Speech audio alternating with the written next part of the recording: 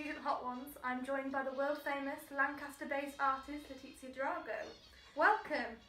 So, instead of increasingly higher spice chili sauces, we as 4 students have gone for chili powder, and we have increasingly spiced these 20 chicken nuggets from lightly dusted to heavily coated. She might have the many qualities among which creativity is her best, but being able to handle spice is unfortunately not one of those. This will be fun. Shall we start? Yeah, let's start.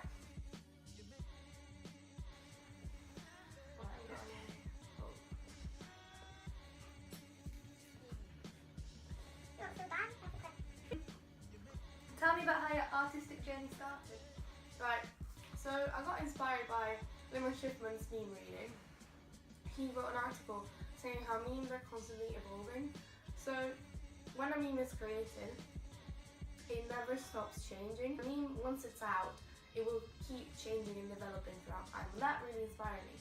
So when Angela and I did our memes, we took an element of a very known meme. For example, the one with the butterfly.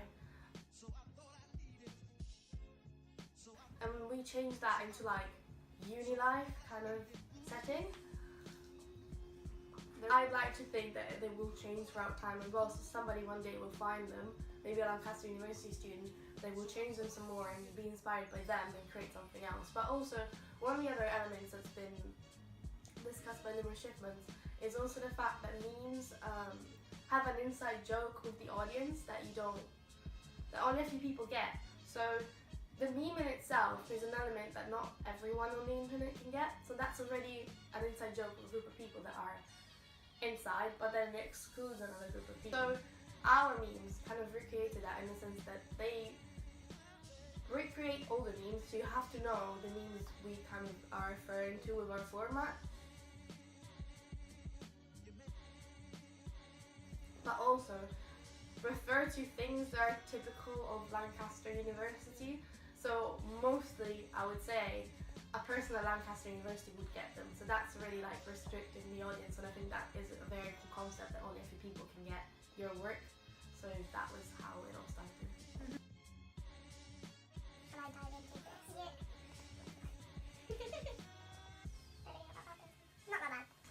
The idea of an inside joke with your audience appears to be rather common with your work. Were there any works you used it in? Yes, there is this instance, and particularly I find it particularly interesting in my political mashup video, in which I used a filter on Tommy Laren's section in the video.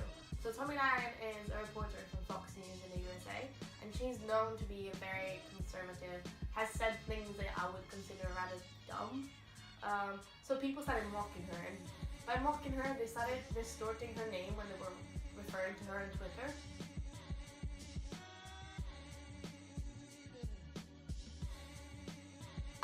So I wanted to reference this trend, but I wasn't quite sure how to do it without actually writing her name distorted. So I thought instead to use a filter on her face during this instance in the video. I would like to ask these players, what exactly are you kneeling for, and why have you chosen the flag and the anthem to do it? So when it gets to her, you get like her face is completely distorted, and it kind of hints at this meme trend. But I like the idea that only a few people who like are active on Twitter and have been following possibly American politics will get this. He referenced the egg that broke Kylie Jenner's Instagram record. So it never says, it mentions Kylie Jenner obviously, but it never mentions the Instagram egg in itself. And I find that particularly interesting because only if you've been on Instagram and you know the whole story and you know this meme that has become, you will only be able to get it. So on to the third one now. Are you ready? Yeah. Got you to deal with it, the Italian economy player.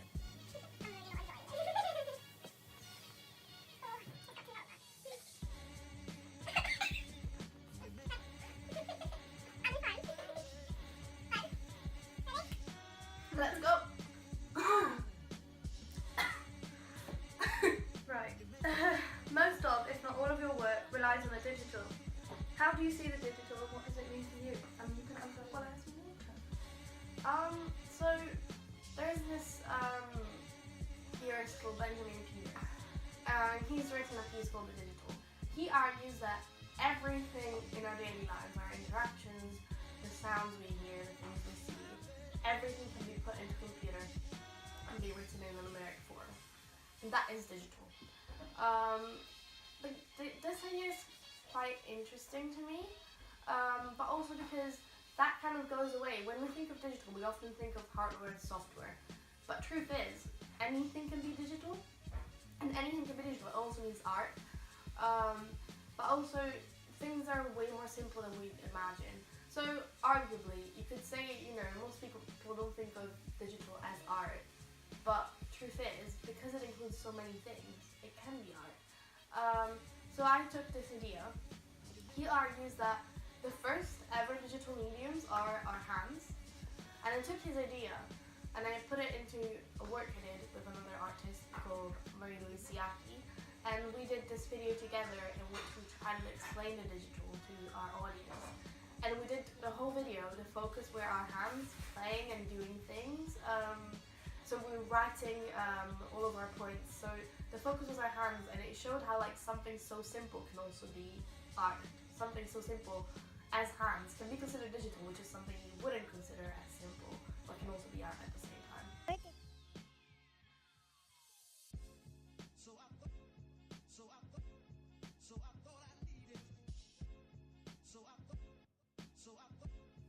Get your nugget. I'll eat it first, and then I'll answer the question. Okay, I'll ask it you. Is there a piece you're most proud of?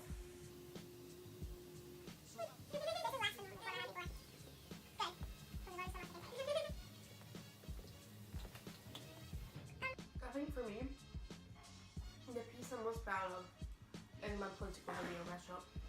That is because I wanted to create a video that would give a message without having to type text in myself and make people understand my point of view through a text, which would have been the most explicit way to do it.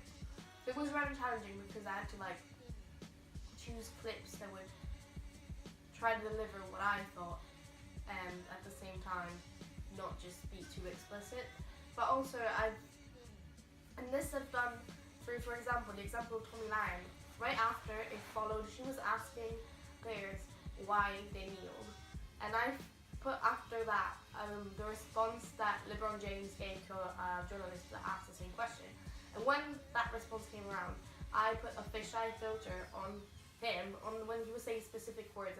Equality and people having the option and the freedom to speak upon things that they feel that's not unjust. So in that way, I am emphasizing, I think, what the main points of the whole debate and controversy are. But also it's kind of mocking Tommy Lyon because it's a rather funny filter that it makes his face gigantic. So also I think the choice of the song that I put was Say My Name, Spectrum, a remix by Calvin Harris from Florence and the Machine. So there's some lines that say we'll never be afraid again, and I think the lyrics tie in very well with the topic I chose, which was Black Lives Matter, the NFL and people and players taking the knee. So that kind of all tied together, and I think delivered my message to the audience without a specific need for me to write it down and be very explicit. Cool.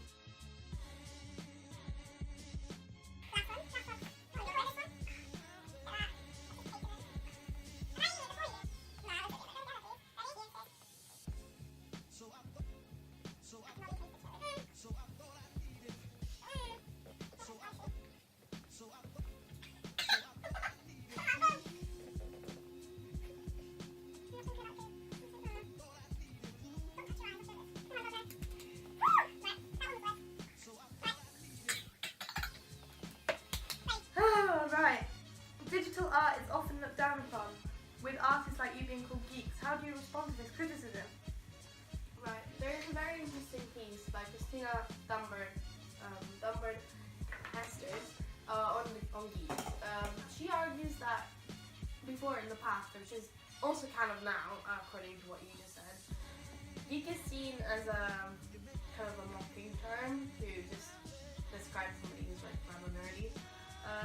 But what I find really interesting is how, like, she argues that recently geek has become a synonym for someone who knows something really well.